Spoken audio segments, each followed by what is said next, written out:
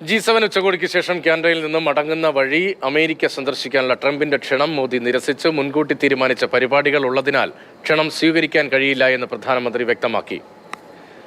B Balagopal വിവരങ്ങളുമായി ചേരുന്നുണ്ട്. Balu, American ക്ഷണം പ്രധാനമന്ത്രി നിരസിക്കുന്ന മുൻകൂട്ടിയുള്ള ഷെഡ്യൂൾ അനുസരിച്ച് തന്നെയാണ് യാത്ര എന്നത് വ്യക്തമാവുകയും ചെയ്യുന്നു. അതിനപ്പുറത്തേക്ക് മറ്റെന്തെങ്കിലും ഉണ്ടോ?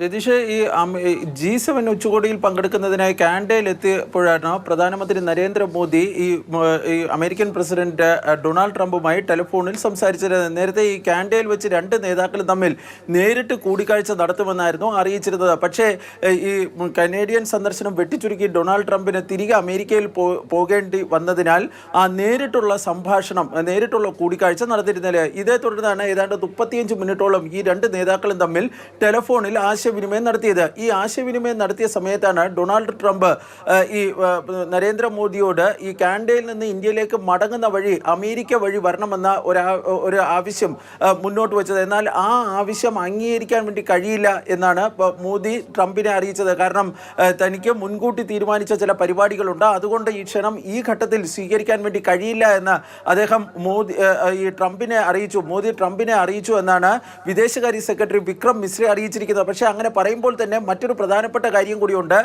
ട്രംപിനെ മോദി ഡൽഹിയിലേക്ക് അല്ലെങ്കിൽ ഇന്ത്യയിലേക്ക് ക്ഷണിക്കുകയും ചെയ്തിട്ടുണ്ട്. അടുത്ത കോഡ് ഉച്ചകോടിയിൽ പങ്കെടുക്കുന്നതിനായി പ്രസിഡന്റ് ട്രംപ് ഇന്ത്യയിൽ എത്തണമെന്നായിരുന്നു മോദി ഒരു അഭ്യർത്ഥന മുന്നോട്ട് വെച്ചത്. ഈ അഭ്യർത്ഥന ഡൊണാൾഡ് ട്രംപ് അംഗീകരിച്ചതായും ഈ വിദേശകാര്യ സെക്രട്ടറി വിക്രം മിശ്രി അറിയിക്കുകയും ചെയ്തിട്ടുണ്ട്.